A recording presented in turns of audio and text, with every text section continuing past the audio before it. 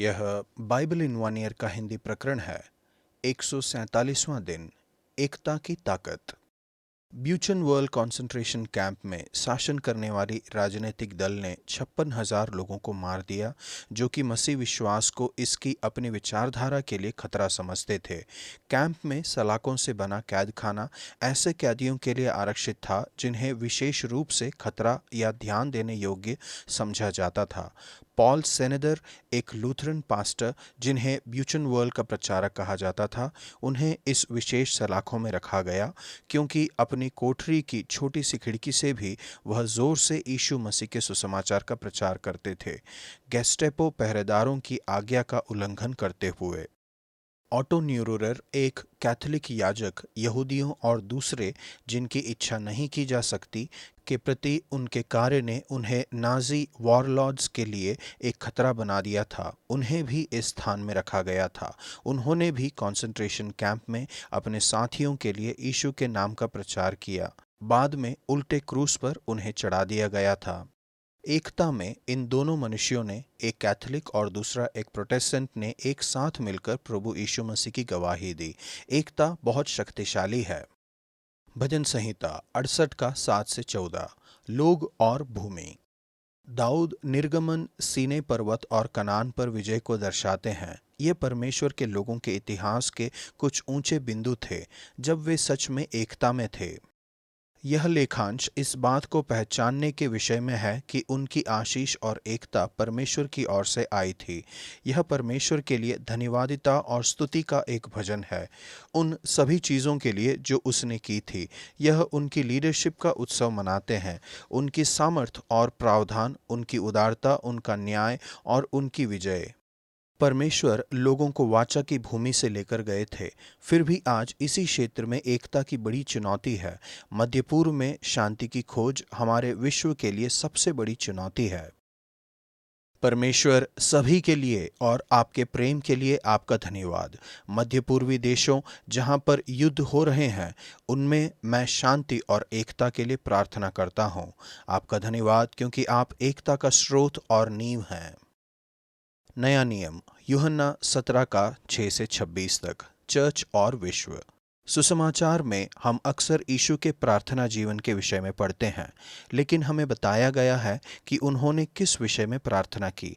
क्रूस का सामना करने के लिए जाने से पहले यीशु की इस महान प्रार्थना में हम उनकी प्राथमिकताओं को देखते हैं। यीशु न केवल अपने चेलों के लिए प्रार्थना करते हैं, लेकिन उनके लिए भी जो भविष्य में विश्वास करते हैं। इसका अर्थ है वह संपूर्ण चर्च के लिए प्रार्थना करते हैं, जिसमें आप और मैं शामिल हैं। यह प्रार्थना एकता के विषय के द्वारा नियंत्रित है। यीशु न केवल अपने चेलों के बीच में एकता के लिए प्रार्थना करते हैं, लेकिन चर्च के लिए भी प्रार्थना करते हैं। वह एकता के लिए प्रार्थना करते हैं इस तरह से जो त्रिएकत्व को एकत्व में रखती है, ताकि वे भी एक हों जैसे कि हम एक हैं। नंबर 1, एकता का उद्देश्य है यीशु का महान आयोग। यीशु ने पूर्ण एकता के लिए प्रार्थना की ताकि दुनिया विश्वास करे और परमेश्वर के साथ एकत्व को जाने। विश्वास में सबसे बड़ी अड़चन है चर्च में फूट। राजनीति में जिस क्षण राजनीतिक दल में फूट पड़ जाती है, तब इसकी प्रसिद्धि कम हो जाती है। यह लौकिक विश्व में होता है और चर्च में और भी अधिक। यीशु कहते हैं कि उन्होंने अपने चेलों को सुरक्षित रखा और उनकी रक्षा की ताकि वे एक हों। अब वह प्रार्थना करते हैं, उन्हें उस दुष्ट से बचा जो उनमें फूट डालने का प्रयास करता है। जब चर्च एक दूसरे से लड़ते हैं, तब लोगों की रुचि कम हो जाती है। इसके विपरीत जब चर्च एकत्व में आ जाते हैं, तब यह बहुत आकर्षित करता है। यह आनंद का स्रोत है।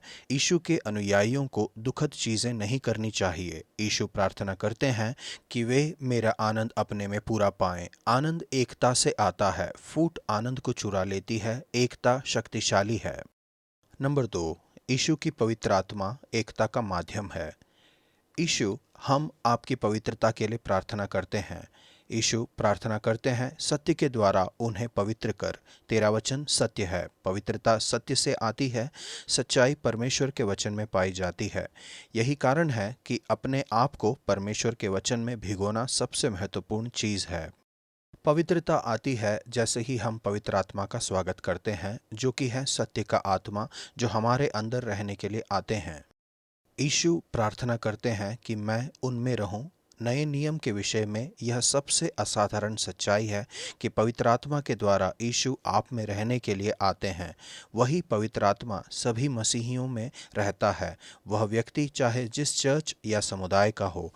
पवित्र आत्मा हमें एकता में लाता है। नंबर 3, एकता का चिन्ह है यीशु का प्रेम। यीशु प्रार्थना करते हैं, जो प्रेम तुझको मुझसे था वह उनमें रहे। पिता परमेश्वर अपने पुत्र यीशु से जो प्रेम करते हैं, उस प्रेम से बढ़कर कौन सा प्रेम आपके पास हो सकता है। आपके लिए यीशु की प्रार्थना है कि दूसरे मसीहों के लिए, मसीह की देह के दूसरे भागों के लिए आपके हृदय में आपके पास वही प्रेम हो जो प्रेम पिता परमेश्वर यीशु से करते हैं। नंबर 4, एकता का माप है यीशु की दृश्यता। कभी कभी लोग अदृश्य एकता के विषय में बात करते हैं, लेकिन यीशु ने अदृश्य एकता के विषय में प्रार्थना नहीं की। ना ही उन्होंने प्रार्थना की कि हम लगभग एकता में आ जाएं। उन्होंने प्रार्थना की कि हम वे सिद्ध होकर एक हो जाएं और संसार जाने कि तूने ही मुझे भेजा है। वह चाहते हैं कि चर्च पूरी तरह से और दृश्य रूप से एकता में आ जाएं। एक दिन यह हो जाएगा। तब तक जैसे ही हम पुल बनाते हैं, एक साथ काम करते हैं और चर्च के विभिन्न भागों के दूसरे मसीहियों के साथ इकट्ठा होते हैं, जैसे यीशु के साथ संगति में हृदय और दिमाग एक हो जाते हैं, जैसा कि हम ब्यूचन वर्ल्ड में देख सकते हैं, हमारी अदृश्य एकता का दृश्य चिन्ह। परमेश्वर जिस तरह से पवित्र आत्मा हमें एक साथ ला रहे हैं, उसके लिए आपका धन्यवाद। होने दीजिए कि हम दृश्य एकता में बढ़ते हुए चिन्हों को देख पाएं, ताकि जगत विश्वास कर सके। पुराना नियम, पहला शमूएल 19 का 1 से 20 के 42 तक। मित्र और प्रतिद्वंदी। राजनीति में, व्यवसाय में या यहाँ तक कि चर्च जीवन में दो लोग जो घनिष्ठ मित्र हैं, वह उसी समय में एक ही काम के लिए प्रतिस्पर्धा कर सकते हैं। कैसे हम अपने अभिप्रायों और हमारी मित्रता के बीच संघर्ष से निपट सकते हैं। दाऊद और योनातान के बीच मित्रता उल्लेखनीय थी। वे सिंहासन के लिए प्रतिद्वंदी थे। एक दूसरे से ईर्ष्या करने और दूसरे से नफरत करने के लिए उनके पास कारण था। फिर भी योनातान ने दाऊद से ऐसा प्रेम रखा जैसा वह अपने आप से प्रेम करता था। इस प्रकार का प्रेम जिसकी यीशु ने आज्ञा दी है, यह सबसे ऊंचा प्रेम है जिसे एक व्यक्ति को दूसरे से करना चाहिए। दूसरी ओर शाऊल ईर्ष्या से भरा हुआ था। ईर्ष्या की शुरुआत होती है दूसरों के साथ अपनी तुलना करने से, अपने आसपास के लोगों के साथ अपनी उपलब्धियों की तुलना करना। ईर्ष्या में सामर्थ है किसी व्यक्ति को थोड़े समय के लिए उनकी इंद्रियों से वंचित कर देने की। जब योनातान अपने पिता शाऊल को बताते हैं कि दाऊद ने उनके साथ कुछ गलत नहीं किया है और महान रूप से उनका लाभ किया है और एक निर्दोष व्यक्ति को मारना बहुत गलत बात होगी, तब शाऊल कहते हैं, यहोवा के जीवन की शपथ, दाऊद मार डाला ना जाएगा। उचित और तर्कसंगत विवाद ऐसे एक व्यक्ति को राजी कर सकते हैं जो उस समय ईर्ष्या से भरा हुआ है, किंतु ईर्ष्या इतनी शक्तिशाली है कि जैसे ही यह एक व्यक्ति को जकड़ लेती है, जैसा कि शाऊल के साथ हुआ, तब इसे रोका नहीं जा सकता है। जैसा कि शेक्सपियर इसे बताते हैं, यह हरी आंख वाला राक्षस है जो उस मांस पर हंसता है जिसे वह खाता है। दाऊद और योनातान एक दूसरे से प्रेम करते थे। योनातान दाऊद से बहुत प्रसन्न था और उसने दाऊद के विषय में अच्छी बातें कही। यहाँ तक कि योनातान ने दाऊद से कहा, जो कुछ तेरा जी चाहे वही मैं तेरे लिए करूँगा। एक मित्र से की गई कितनी महान कटिबद्धता। एक दूसरे के प्रति उनकी कटिबद्धता ने एक वाचा का रूप ले लिया जिसमें उनके वारिस भी शामिल थे। और योनातान दाऊद से प्रेम रखता था और उसने उसको फिर शपथ खिलाई, क्योंकि वह उससे अपने प्राण के बराबर प्रेम रखता था। इसके परिणाम स्वरूप शाऊल की ईर्ष्या भड़क कर क्रोध बन गई। शाऊल का कोप योनातान पर भड़क उठा। योनातान जानते थे कि उनके पिता दाऊद को मार डालना चाहते थे। तब योनातान क्रोध से जलता हुआ मेज पर से उठ गया।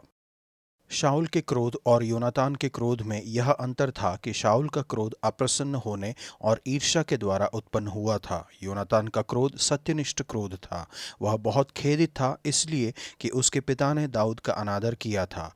क्रोध हमेशा गलत नहीं होता है, लेकिन अपने उद्देश्य को सावधानी पूर्वक जांचिएगा।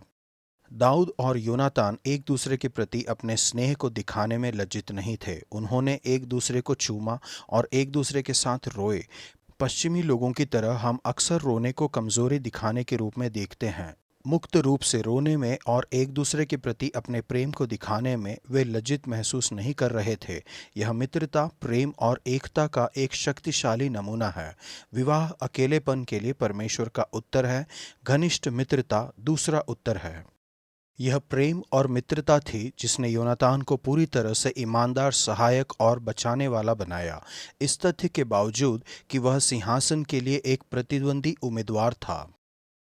परमेश्वर हमारी सहायता कीजिए कि हमारे मित्रों और पड़ोसियों को अपनी ही तरह प्रेम करने में हम इच्छुक और सक्षम बने।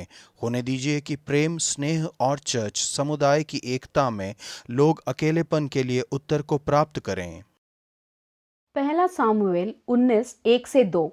साउल ने अपने पुत्र योनातान और अपने सब कर्मचारियों से दाऊद को मार डालने की चर्चा की, परंतु साउल का पुत्र योनातान दाऊद से बहुत प्रसन्न था। योनातान ने दाऊद को बताया, मेरा पिता तुझे मरवा डालना चाहता है, इसीलिए तू सवेरे सावधान रहना और किसी गुप्त स्थान में बैठा हुआ छिपा रहना। दाऊद कठिन समय से गुजर रहे थे। वह वफादारी से परमेश्वर और राजा साउल की सेवा कर रहे थे। चाहे उन्होंने जो किया, इससे वह अपने बॉस साउल को प्रसन्न नहीं कर सके। एकमात्र वस्तु जो दाऊद कर सकते थे वह था निरंतर सही चीज को करते रहना। उन्होंने बदला लेने या न्याय पाने की कोशिश नहीं की। अंत में परमेश्वर ने उसे प्रामाणिक किया। आज का वचन सत्य के द्वारा उन्हें पवित्र कर। 13 वचन सत्य है। यूहन्ना 17 का 17।